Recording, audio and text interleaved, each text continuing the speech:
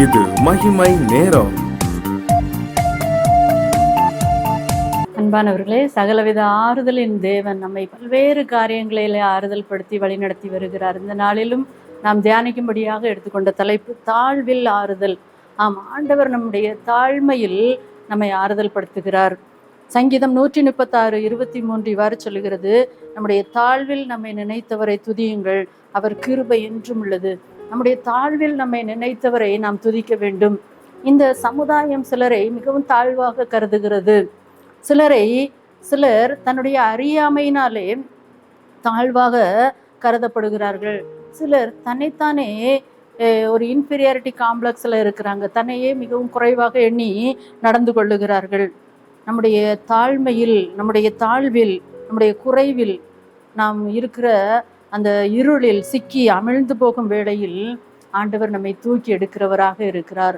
நம்முடைய தாழ்மையில், நம்முடைய குறைவுகளில், நம்முடைய பிரச்சனைகளில் இருந்து நம்மை தேவன் தூக்கி எடுக்கிறவராக இருக்கிறார். நம்ம இந்த பூமியில் மிகவும் தூளை போல இருக்கிறோம். நம்மை சங்கீதக்காரன் தன்னை மண்ணென்று நினைவு கூறுகிறார். ஆம், நாம் மிகவும் தாழ்ந்தவர்கள், தாழ்மையானவர்கள். ஆனால் நம்முடைய ஆண்டவர் நம்மை நேசித்து அவர் நம்மை உயர்த்தி ஆசீர்வதிக்கிறார்.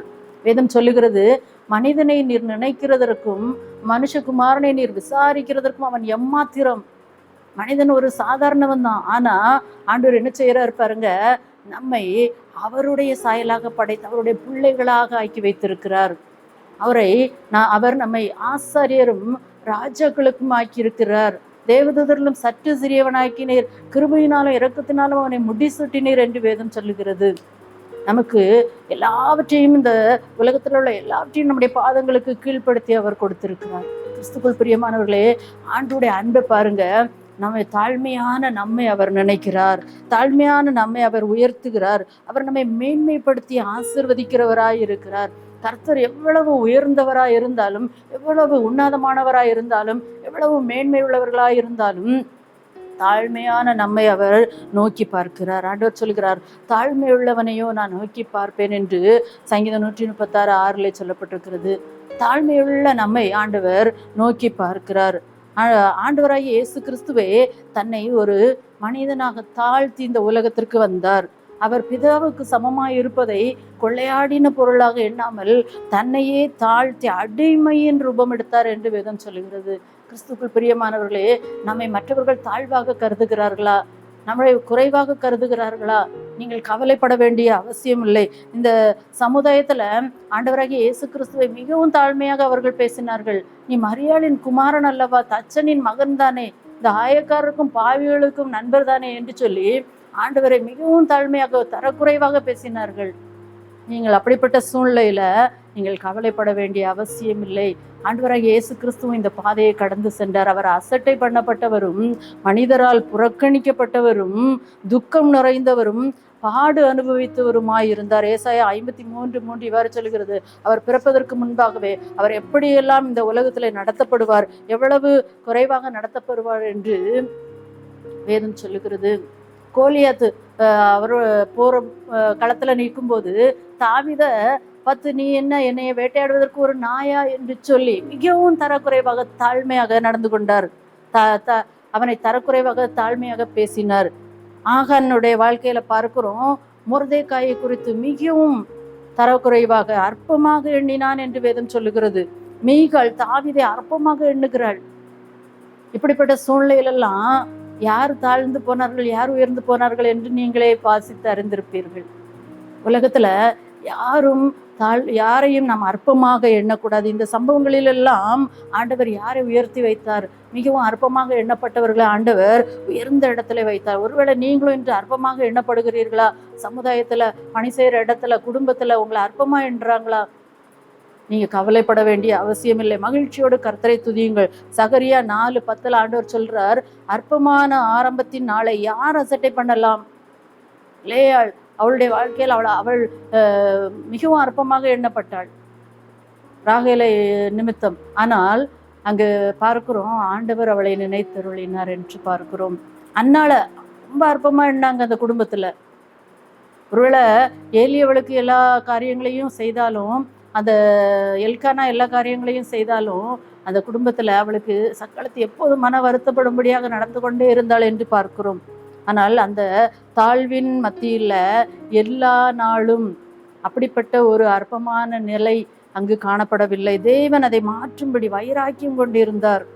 மேட்டிமையானவர்களை எல்லாம் கர்த்தர் தாழ்த்தி தாழ்மையுள்ளவர்களுக்கோ அவர் கிருபை அளிக்கிறார் என்று வேதம் சொல்கிறது. கிறிஸ்துவுக்குள் பிரியமானவர்களே, தாவீது தனது வீட்டில் அவர் நடத்தப்பட்டதை நீங்க அறிந்திருப்பீங்க. ஈசாய் சொல்றாரு, எல்லாரையும் வரிசையா அபிஷேகத்துக்கு கொண்டு விடுறாரு, ஆனா இந்த தாவீத அவர் ஆடு மேய்ச்சிட்டு இருப்பான், அவனை ஒரு பொருட்டாவே அங்க கருதல. மிகவும் அற்பமாக நினைத்தார்கள், தாழ்வாக கருதினார்கள். ஆனால் அந்த தாவீது தான் ராஜாவாக உயர்த்தப்பட்டார். தானியேலுடைய வாழ்க்கையில பார்க்கிறோம், அவருடைய சிறு பிராயத்திலேயே அங்கு சிறைப்பட்ட வாழ்க்கை. அவர் ரொம்ப அங்கே ஒரு சிறைப்பட்ட ஒரு அற்பமாக எண்ணப்பட்ட ஒரு சூழ்நிலையில் அங்கே காணப்படுகிறார். ஆனால் அந்த தானியேல் தான் அந்த தேசத்துக்கு பிரதான மந்திரியாக ஆண்டவர் கொண்டு ராஜாக்களுக்கும் எல்லாருக்கும் ஆலோசனை கொடுக்கிற மந்திரியாக வைத்திருப்பதை நாம் பார்க்கிறோம். உன் தாழ்வுகளை மாற்ற தேவனுடைய கிருபை ஐஸ்வர்யமுள்ளதாக இருக்கிறது. உன் தாழ்வுகள்ல இருந்து நீ வெளிவருவதற்கு தேவன் தன்னை தாழ்த்தி உன்னை உயர்த்த ஆசைப்படுகிறார். நீ நினைப்பதற்கும் வேண்டிக் கொள்வதற்கும் அதிகமாய் செய்ய வல்லமை உள்ள ஆண்டவர் உன்னோடு இருக்கிறார். அவர் சொல்லுகிறார், உங்களை நான் உயர்த்துவதற்காக நான் இந்த அடிமையின் ரூபம் எடுத்தேன். நம்மை அவர் தன்னுடைய பிள்ளையாக பரலோக ராஜ்யத்துல கொண்டு சேர்ப்பதற்காக அவர் தன்னை தாழ்த்தி இந்த சிலுவையிலே அவர் நமக்காக ஜீவனை கொடுத்தார். அன்பானவர்களே, தாழ்மையில இருக்கிறோமா? அற்பமா எண்ணப்படுகிறோமா? ஒதுக்கப்பட்டிருக்கிறோமா? எல்லாவற்றிலும் ஒன்றும் இல்லாதவர்கள், ஒன்று பிரயோஜனமற்றவர்கள் என்று தள்ளப்பட்டிருக்கிறீர்களா? ஆண்டவரை நோக்கி பாருங்கள். அவர் தம்மை தாழ்த்தினது நிமித்தம் பிதாவின் சமமாய் இருப்பதை கொள்ளையாடின பொருளாக எண்ணாமல் தன்னை தாழ்த்தினார். இன்று எல்லா பூமியில் உள்ள பூதலத்தோர் எல்லாவருடைய முழங்கால்களும் முடங்கும்படியாக இன்று அவர் உன்னதத்திலே உயர்ந்த இடத்துல சிங்காசனத்தில் அமர்ந்திருக்கிறார். ஆண்டவர் உங்களை புழுதியில் இருக்கிறவர்களை ஆண்டவர் உயர்த்தும்படியாக உங்கள் கவலைகளை எல்லாம், பாரத்தை எல்லாம் ஆண்டவர் மீது வைத்து விடுங்கள். ஜெபிப்போமா? எங்களை நேசிக்கிற நல்ல தகப்பனே, உண்மை நன்றியோடு துதிக்கிறோம்ப்பா, ஸ்தோத்தரிக்கிறோம். ஆண்டவரை இந்த உலகத்தில் தாழ்மையாக அவதரித்தீங்கப்பா, ஏழை கோலம் எடுத்து ஆண்டவரை இந்த உலகத்தில் வந்தீங்கப்பா. எல்லா மனிதர்களும் தாழ்ந்த சூழ்நிலையில் இருக்கிற, அற்பமாக இருக்கிற எல்லாரையும் உயர்த்தும்படியாக ஆண்டவரை இந்த உலகத்தில் வந்து ஆண்டவரை ஒவ்வொரு ஆத்மாவின் மீது கரிசனை உள்ளவராக ஒவ்வொருவருக்காகவும் ஆண்டவரை நீ ஜீவனை கொடுத்தீங்கப்பா. உமக்கு நன்றி சொல்லுகிறோம். ஆண்டவரை சகலவித ஆறுதலின் தேவன், இந்த தாழ்வு மனப்பான்மையில இருக்கிற சூழ்நிலையில இருக்கிற ஒவ்வொருவருக்கும் நீங்க ஆறுதலை கொடுக்க வேண்டும் என்று செபிக்கிறோம்ப்பா. ஆண்டவரே, மற்றவர்களால் புறக்கணிக்கப்பட்ட ஒவ்வொருவருக்கும் நீங்க ஆறுதலை கொடுத்து அவர்களை உயர்த்த வேண்டுமாறு செபிக்கிறோம்ப்பா. தாழ்மை உள்ளவர்களுக்கு கிருபை அளிக்கிற தேவன் ராஜா, ஆண்டவர் உடைய கிருபையை புரிந்து கொண்டு ஒவ்வொருவரும் ஆண்டவரை தங்களுடைய வாழ்க்கையிலிருந்து இந்த தாழ்மையான சூழ்நிலையிலிருந்து உயர்வை அடையும்படியான கிருபையை நீங்க தாங்கப்பா.